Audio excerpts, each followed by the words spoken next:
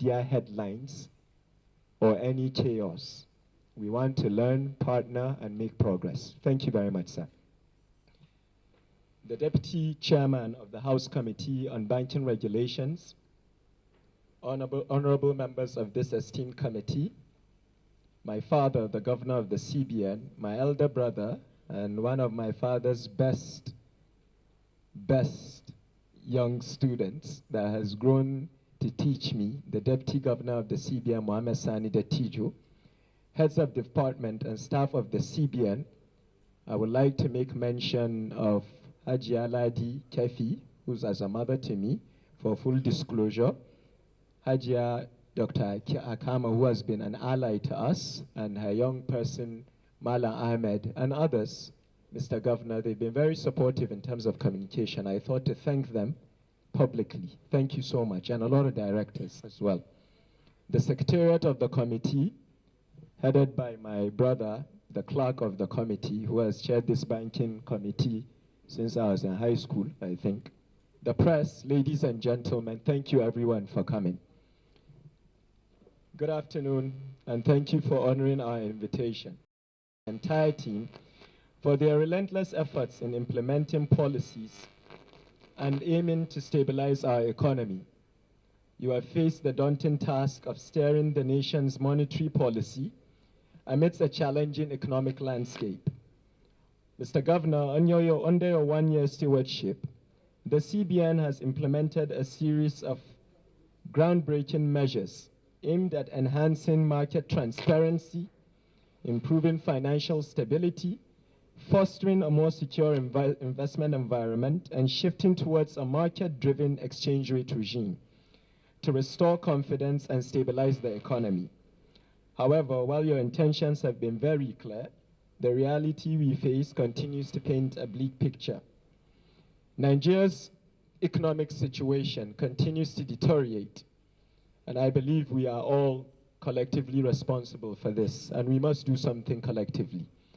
As key regulators, your institution, the CBN, bears a significant part of that responsibility, as I stated. We are all aware of the challenges, so I will not reiterate them for too long, but I feel compelled to emphasize a few key points. Recently, the monetary policy rate was rated a record high 27.25%. Yet inflation has stubbornly remained at an alarming rate of 27%, one of the highest in nearly 2 decades. The cost of borrowing has skyrocketed, making credit inaccessible for most Nigerians and businesses, further stifling economic growth. There appears to be no balance between monetary tightening and growth stimulation. On exchange rates, I must commend the CBN on the unification of the foreign exchange market, enhancing liquidity and reducing market distortions, clearing a $7 billion backlog of valid forex, reducing forex volatility, and increasing our external reserves significantly. I sincerely commend you for all of this, Mr. Governor and your team, and this is on the record. Commendations. Yet, the unpalatable reality, the Naira has depreciated to around 1,500 Naira to the US dollar. For a country that relies on imports, this exchange rate crisis is not just an inconvenience, it is devastating. Nigerians are yet to see any real improvement in their day-to-day lives. Again, I feel we are all responsible. Unemployment, which increased by 5.3% in the first quarter of 2024, continues to climb as businesses are forced to cut jobs, largely due to harsh monetary environment and an unstable exchange regime. The policies intended to curb inflation and stabilize the Naira seem to be having the opposite effect on the wider economy. Additionally, Nigeria recently secured another loan worth $6.5 billion from the World Bank, thereby making Nigeria's debt profile to exceed 129 trillion Naira. This is particularly troubling. We are borrowing more even as our currency weakens and inflation surges. This is clearly creating a vicious cycle of borrowing and inflation, which I believe and I know and I hope the CBN will arrest immediately. Mr. Governor, We know you are working tirelessly to fulfill the CBN mandate. However, we must acknowledge the stark reality of the current situation. When you assumed office in September 2023, a loaf of bread was around 500 naira. A mudu of gari cost 300 naira. A 50 kg bag of rice was around 36,000 naira. And a mudu of sugar around 700 naira. Today, 1 year later, those prices have more than tripled. A loaf of bread is now 1,800 naira. A mudu of gari stands at 1,200 naira. 50 kg bag of rice exceeds 100,000 naira. On this we all know, Mr. Governor, every member is into sharing rice now. And a mudu of sugar is 3,000 naira. Mr. Governor, will we be able to buy a bag of rice for less than 500,000 naira in the next 6 months? I know these questions are difficult to answer, but would like to have an idea, please. Our constituents need immediate relief. In my constituency, what the good people of Kaduna North, and indeed all Nigerians want to know is there light at the end of this very dark tunnel? Lastly, I also want to mention His Excellency President Bola Ahmed Tinubu, GCFR, last week transmitted 4 economic stabilization bills to the National Assembly. I believe that the CBN had some input or was consulted in drafting these bills. We will hope you can shed some light on how these bills are expected to provide relief to everyday Nigerians, the tomato seller, the taxi driver, and the teeming unemployed youth and countless others who are struggling daily.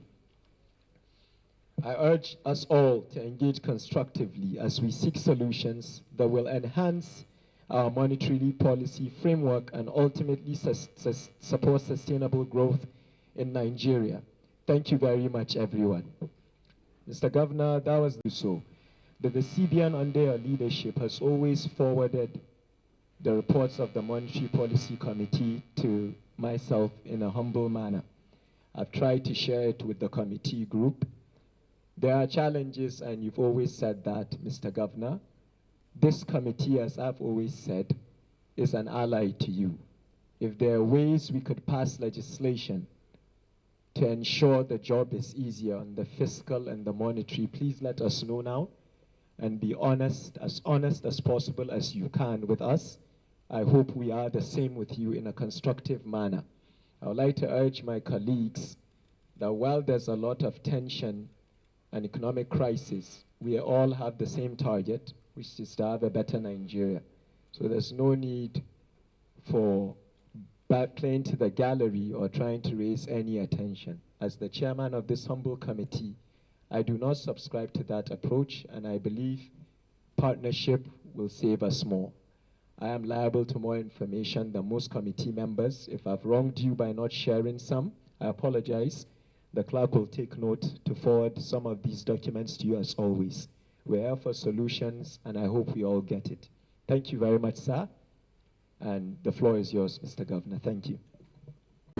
Can you just mention some of those things which are not within your control, essentially within the physical realm, which is militating, which you can tell us is militating against your efforts?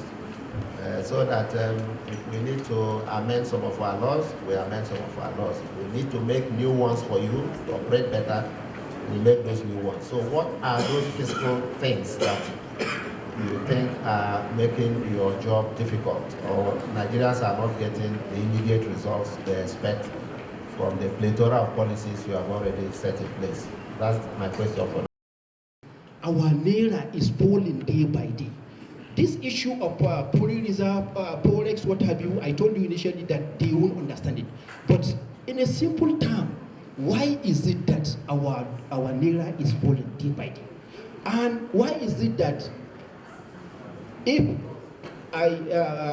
maybe yesterday I bought a rice of 50,000, when I go to market or go to market tomorrow, the price will increase, Mr. Governor. These are issues that shoulder under your responsibility. And these are the questions that I told you we come across as a Nigerians that represent our constituent on daily basis. What you guys are doing, because the Nigerians are every day losing hope on the system.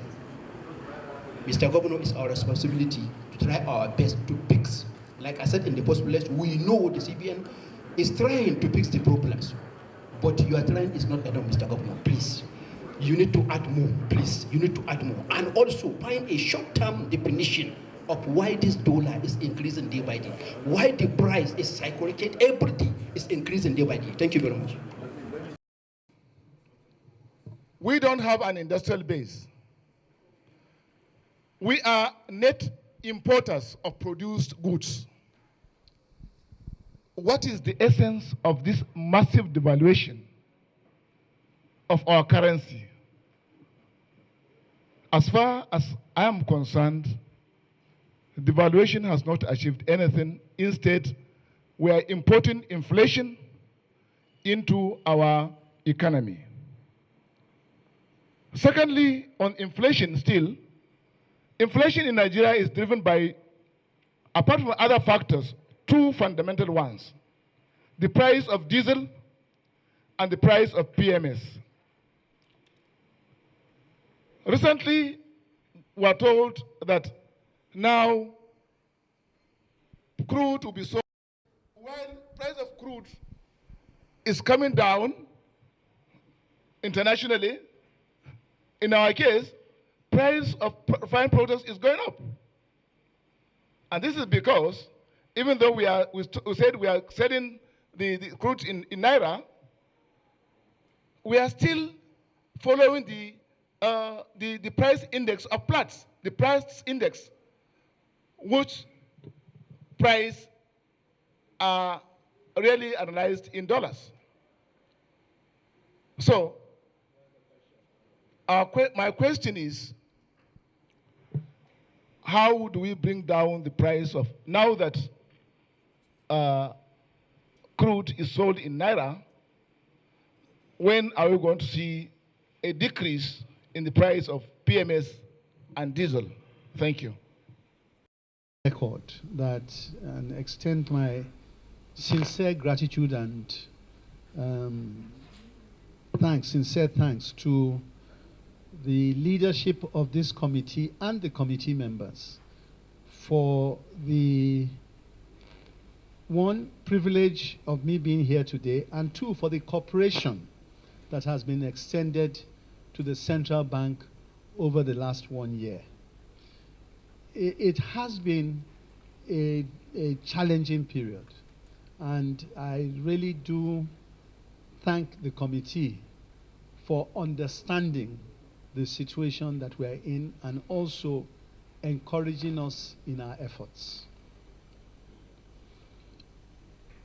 Honorable members, before I delve into the state of our economy, permit me to briefly outline the mandate of the CBN as stipulated in the CBN Act of 2007.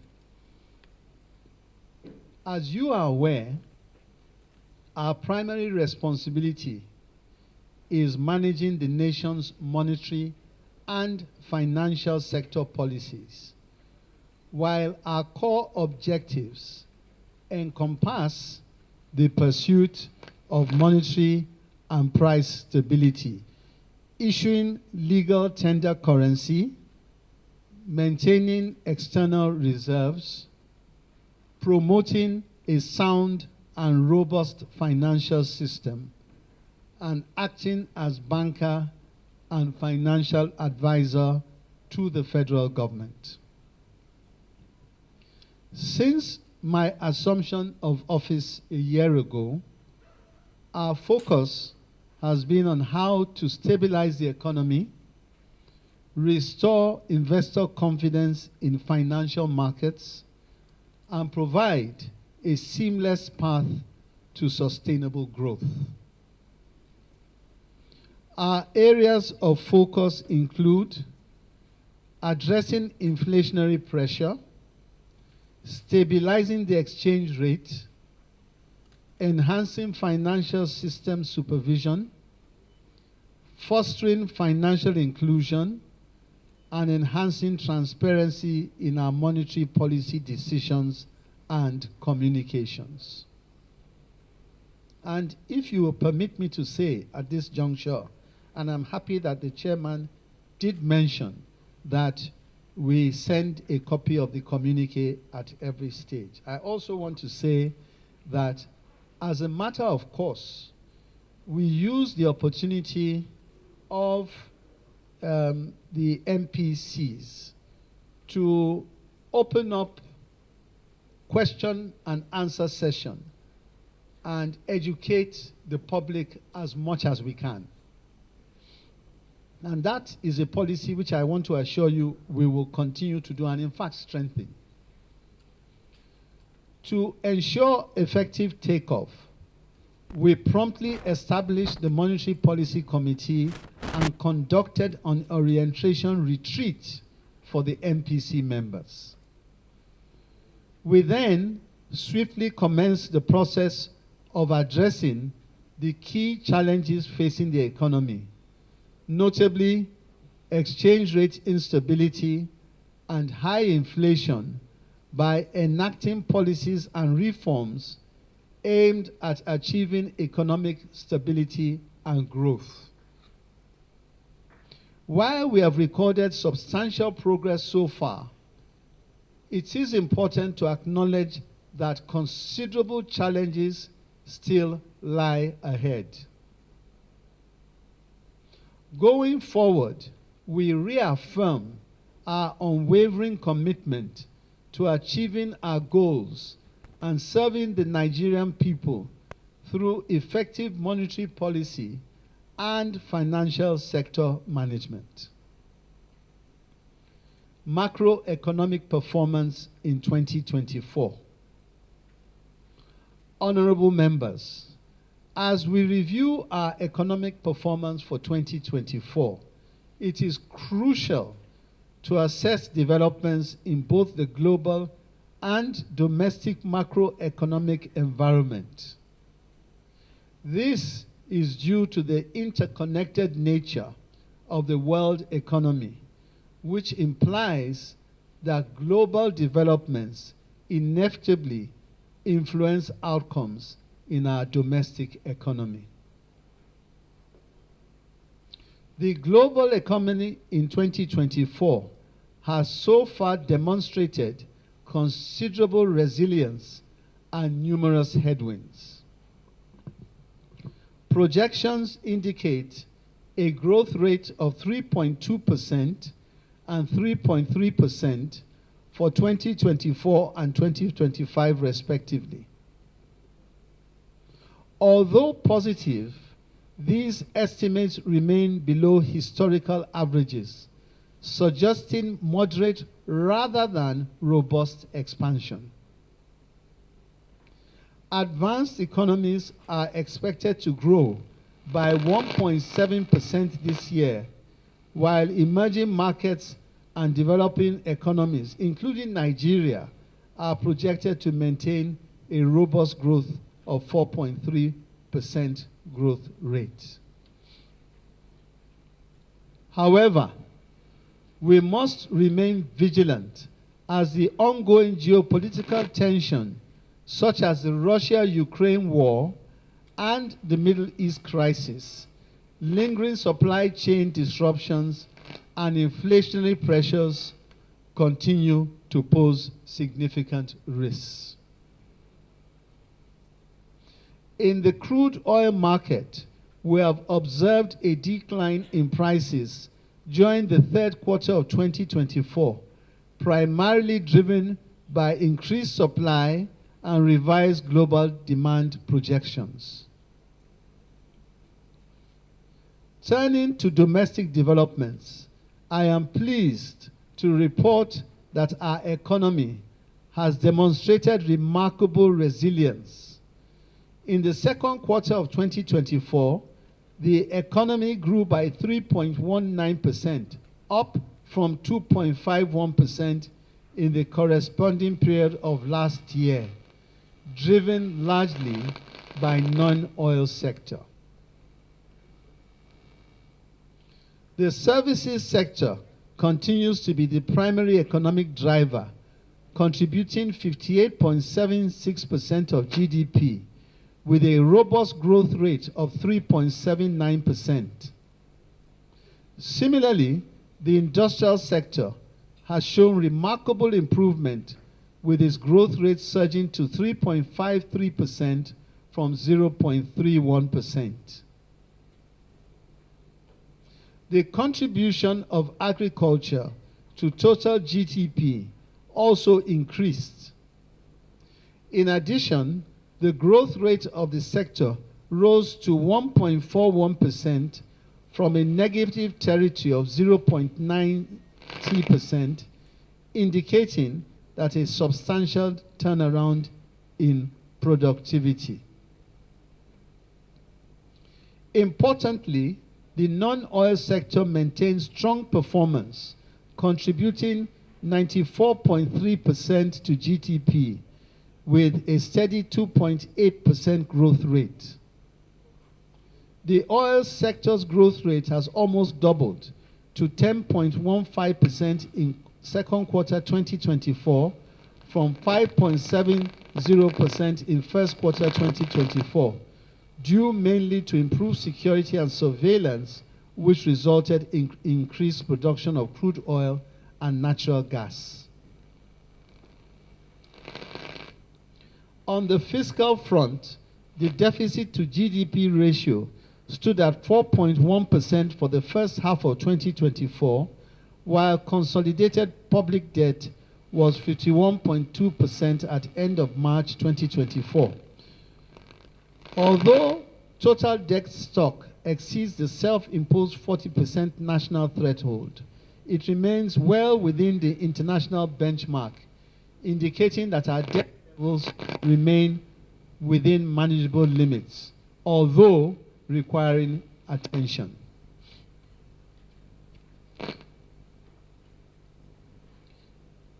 Inflation trended upward, driven largely by high food prices, costs of energy, and legacy infrastructural challenges, but it commenced deceleration from 34.19% in June 2024 to 33.4% in July 2024. The moderation in inflation became more pronounced in August 2024 as headline inflation further eased to 32.15%. This was largely attributed to monetary policy measures taken by the bank.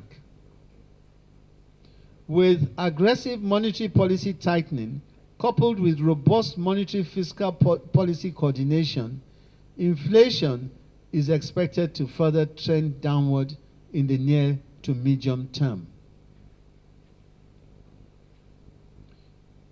At this stage, permit me, honorable members, to say a few words on that coordination, because it is a topic that comes up all the time. Now, firstly, please, I would just like to remind the honorable members that we do have on the board of the central bank very senior level representation from the Ministry of Finance. In particular, we have the Permanent Secretary, Ministry of Finance, and we have the Accountant General sitting on the board. In addition, at the MPC level, we also have the Permanent Secretary as a member of the MPC. In addition to that, we have set up a number of other committees which guide that handshake across the groups. And also, only as recently as last week, I had a meeting with the Honorable Minister of Finance, the Honorable Minister of Budget and Planning, and also the DG of Budget, and also the Deputy Governor of the Central Bank. 5 of us had a meeting where we extensively reviewed all the issues affecting our economy and proffered solutions for the way forward. So I just want to assure you that we are doing what is necessary to ensure that that coordination between the two continues to get strengthened. In the foreign exchange market, we have adopted key policy measures leading to improved efficiency in the market. In particular, diaspora remittances through international money transfer operators, IMTOs, have risen considerably by 36.61% to $552.94 million in July 2024, from US dollars 404.75 million in May 2024. We have embarked upon various initiatives to improve the remittance ecosystem. Some of these initiatives include the following: expansion of IMTOs. We have granted approval in principle to a great number of IMTOs. We have strengthened compliance to improve transparency in the sector. And we are also finalizing the modalities for non-resident accounts. The central bank has also automated the reporting process for IMTOs. Now, I must say, honorable members, that a committee was set up to drive the process, and I took it upon myself to chair that committee. In fact, it is one of two ad hoc committees in the central bank that I chair.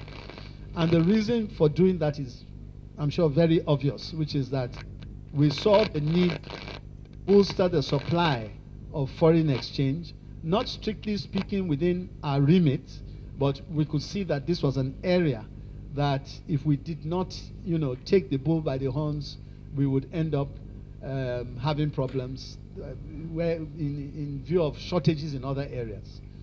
So that is an ongoing effort, and as you can see, it has resulted in significant results, and we expect, we are very positive that between now and the end of the year, that process will continue. In actual fact, when I made reference to the fact that a committee was being set up and I would chair this, which was early in the year, I committed to doubling the remittance flow between that time and a year down the line. And that commitment remains. Honorable members, these initiatives are part of our broader efforts to enhance remittance inflows and strengthen the Nigerian economy.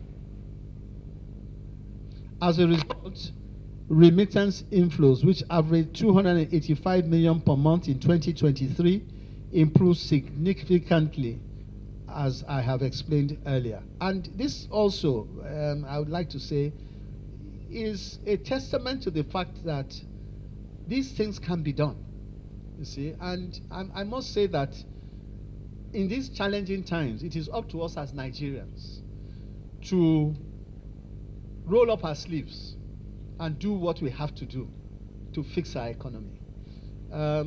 We always talk about the issues of non-oil exports. This is an example of the remittances coming through from a sector that hitherto had suboptimized.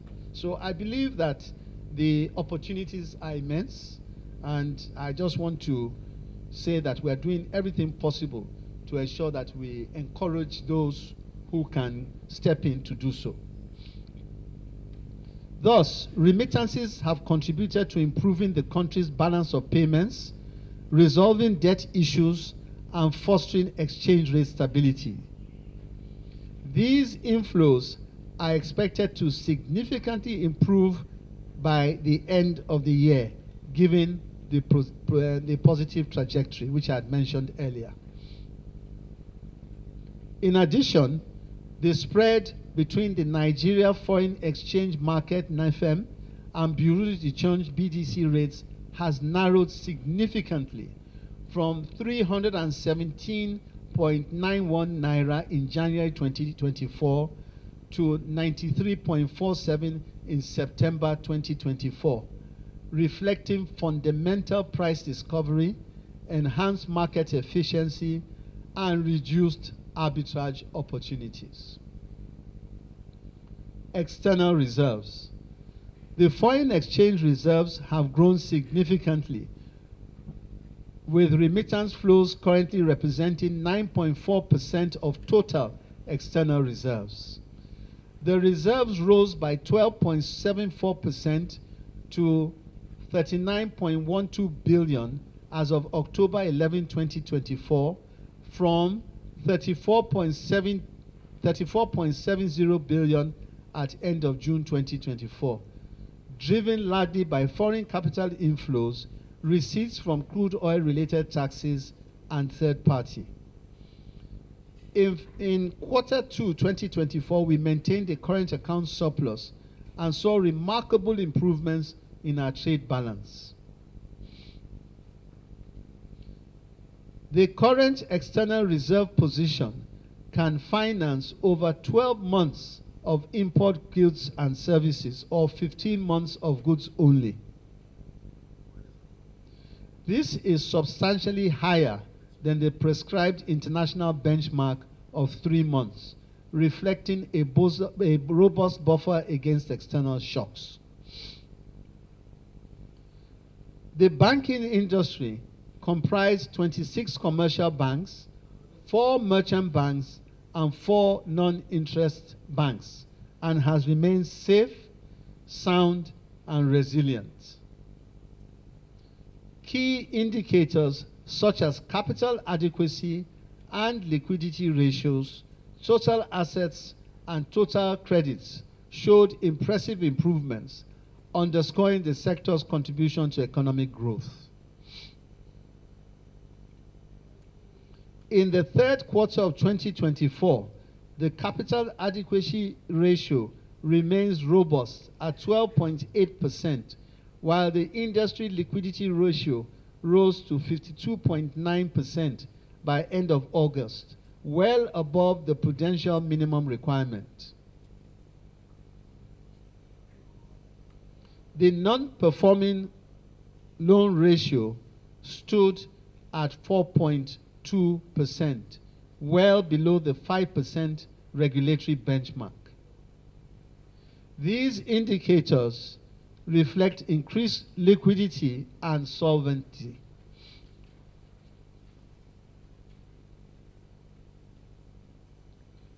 While we're encouraged by these positive trends, the bank remains vigilant and committed to implementing policies that ensure monetary and price stability towards supporting sustainable economic growth.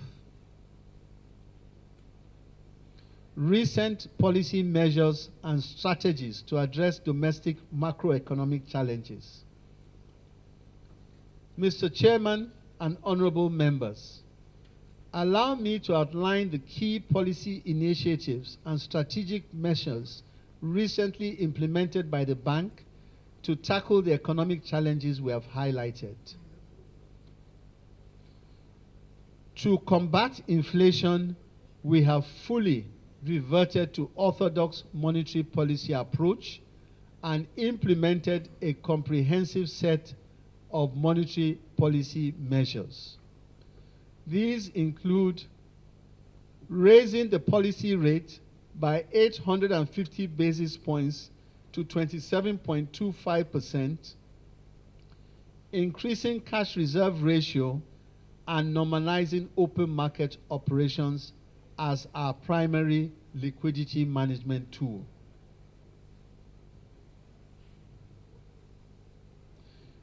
In addition, we have adopted an inflation targeting monetary policy framework as part of the bank's enterprise strategy 2024 to 2028. The IT framework, widely adopted across various global economies, is renowned for its effectiveness in combating persistent inflation.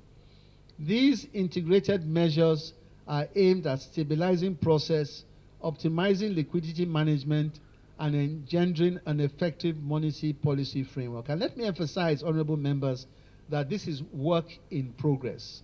the adoption of IT is work in progress. And of course, it should hopefully be another example of collaboration between the fiscal and the monetary side.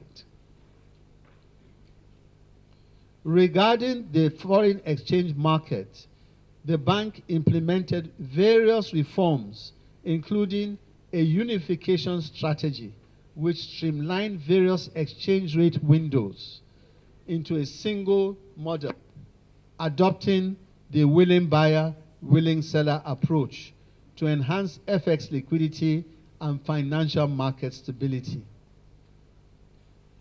This move was aimed at fostering transparency, reducing market distortions, and enhancing the efficiency of foreign exchange transactions, allocations. The consolidation involved the implementation of new operational guidelines, which included removing the IMTA quote cap.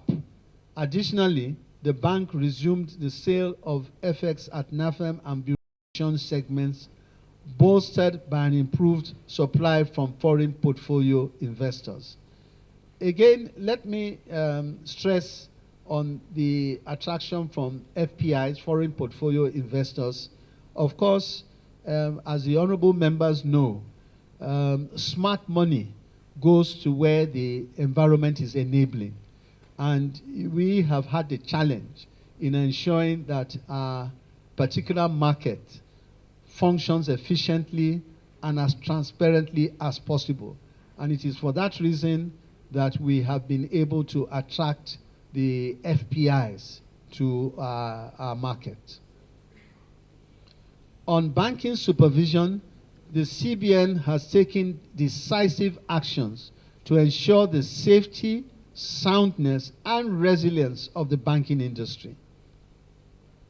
One of the key measures include the recapitalization of the banking sector by raising the minimum capital base to support the $1 trillion economy envisioned by the federal government of Nigeria by 2030.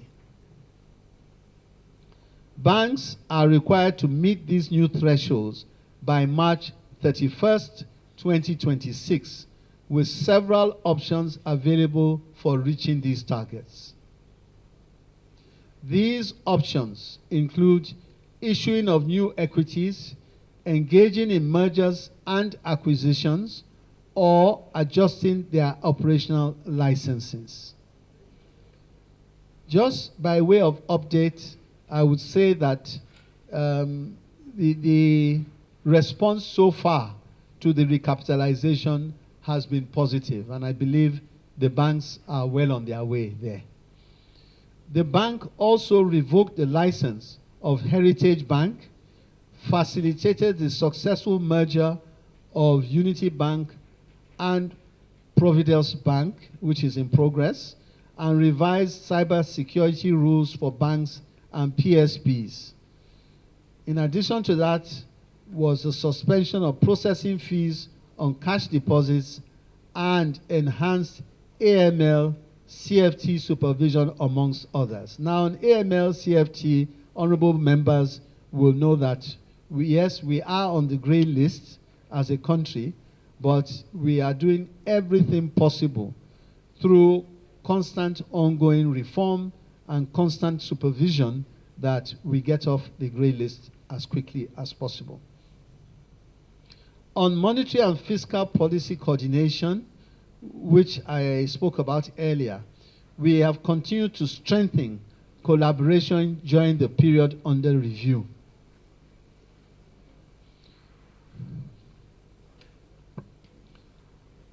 Overall, our policy measures reflect a holistic approach to addressing various challenges in the economy. While some measures have immediate effects, others are designed to bring about long-term structural changes. Our ultimate goal is to create a more stable, resilient, and efficient monetary and financial system that can better serve the Nigerian economy while adhering to global best practices. Outcomes of policy measures implemented by the bank. Honorable members, I am delighted to inform you that the bank's numerous policy initiatives are yielding significant results across various sectors of the economy. In the foreign exchange market, we have achieved increased transparency and improved overall supply. Again, to re-emphasize, it is the transparency of markets that attracts inflows into the environment. If those who are investing do not see the needed transparency, they hold on until that becomes available. By allowing the foreign exchange rate to be determined by market demand and supply, the CBN has reduced arbitrage and speculative activities and eliminated the front-loading of foreign exchange demand. These policy measures have effectively narrowed the exchange rate disparities between NAFEM and BDC segments, which have largely led to the convergence of FX rates. Improved transparency in the market has restored market confidence, leading to increased capital inflows, which enable the CBN to clear existing backlogs.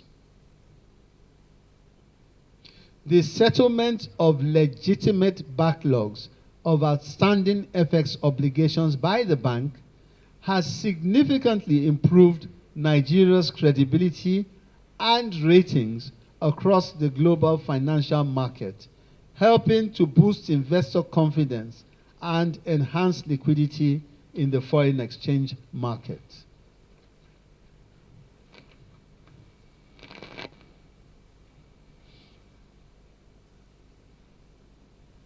While inflation remains a major concern, we are not relenting in ensuring that requisite measures are taken. Headline inflation increased from 32.15% in August to 32.7% in September 2024.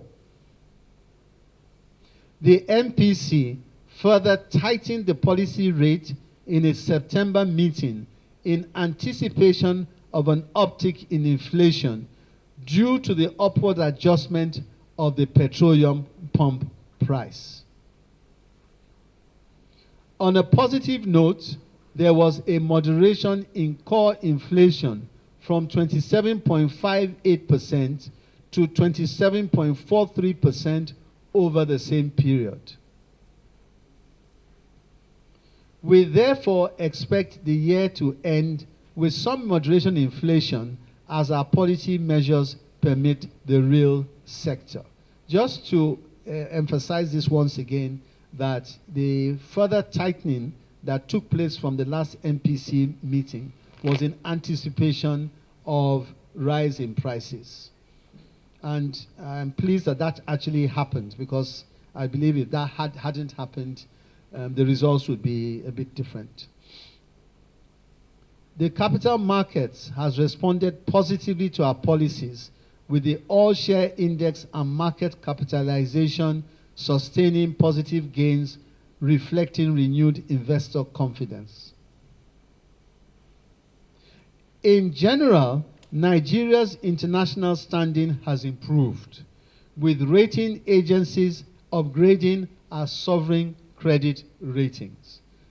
I would encourage the honorable members to, who may not have, to possibly read the sovereign credit rating agencies' reports.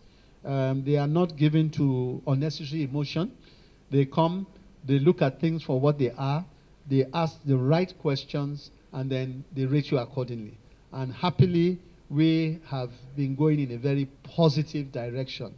And the general feeling, not only from that sector, but from even those in international banks, for example, who monitor the progress of economies worldwide, The overall impression is that Nigeria is going through very difficult times, but is taking the appropriate measures to gradually get out of the difficulties. And therefore, the various tools and the direction we are going have been very positively received. And that, again, I must say, is what drives investor confidence and the willingness of investors to take risks with a market like Nigeria.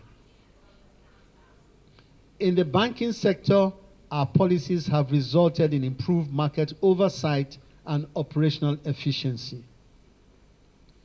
Key financial soundness indicators show a robust capital adequacy ratio and improved liquidity ratio among others.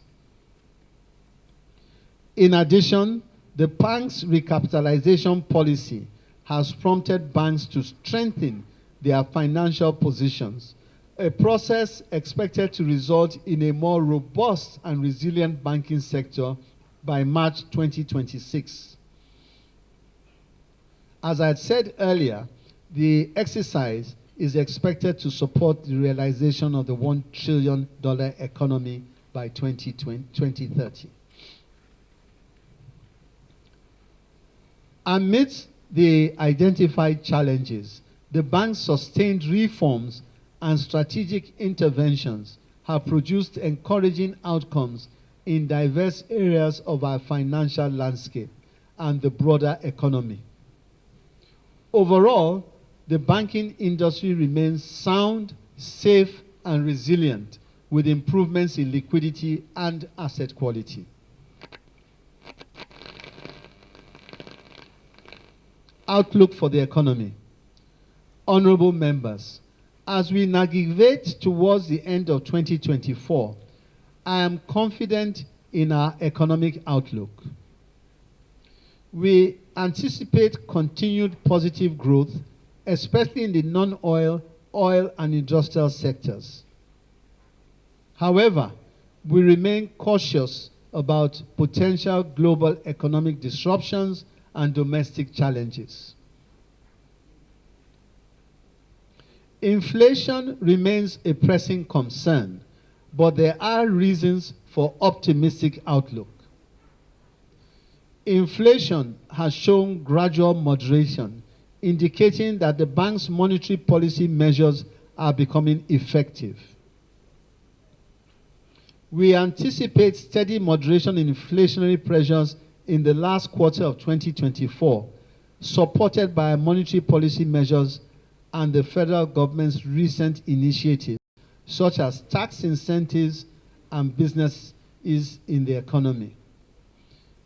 Naturally, one of the issues that tends to come with fighting inflation is the whole issue of the price for the real sector and for real sector growth. And that naturally is a concern, and it will be a concern of the honorable members of the House. I've spoken to the chairman of this committee, and he has expressed his concern about this.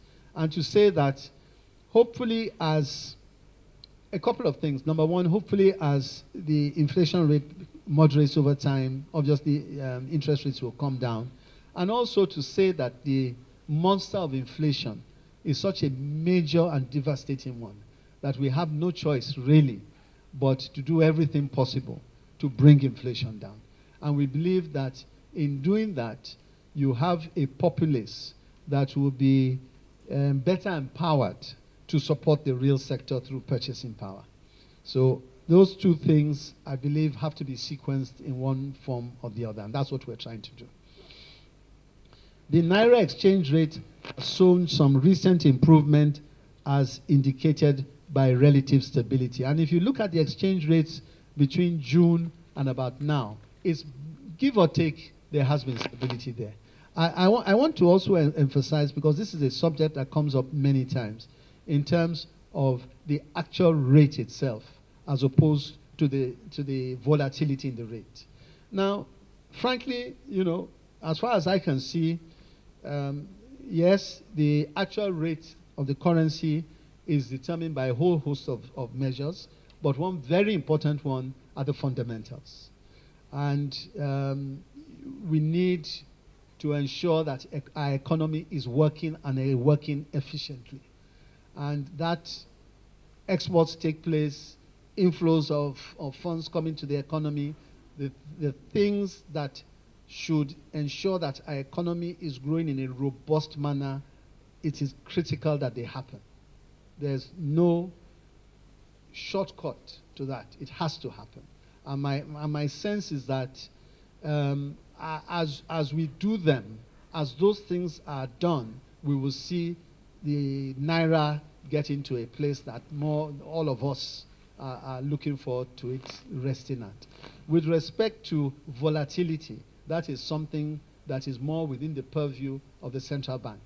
And that is why we're doing everything possible to ensure that volatility is reduced to a minimum and that businesses can plan, because that is a major issue when exchange rate is something today and tomorrow it goes up and down like a yo. So those are things that we at the central bank are putting all our focus on to ensure that the Naira is as stable as possible.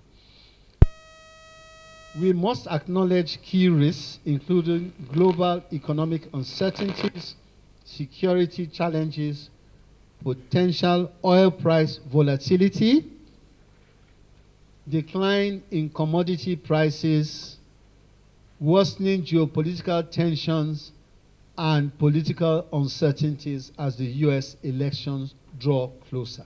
And I don't really think I need to say much more on that. Our policy response to these challenges would entail a sustained tight monetary policy stance to tame inflation, improved management of foreign exchange markets, and enhanced collaboration with fiscal authorities to address legacy structural bottlenecks. Overall, we remain committed to navigating these challenges and leveraging positive trends to promote sustainable growth and macroeconomic stability for our dear country. Honorable members, as we conclude this briefing, I want to assure you that in spite of the challenges confronting our economy, there are clear reasons for optimism. The gradual moderation in inflation,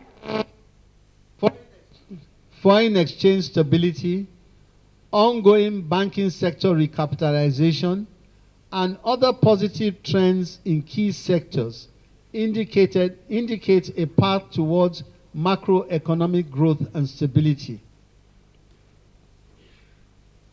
We remain committed to staying vigilant and adaptable amidst ongoing global and domestic uncertainties. The bank will closely monitor economic developments and adjust policies as needed to achieve low and stable inflation, exchange rate stability conducive for sustainable economic growth. As we navigate towards the end of 2024, we urge continued cooperation from all stakeholders, including government agencies, the private sector, and the entire citizenry. It is only through collective efforts and sustained commitment that we can overcome our challenges and steer the economy towards robust and inclusive growth. With your support and the central bank's steadfast dedication, I am confident that we can pave the way for a more prosperous Nigeria. Thank you for your time and attention.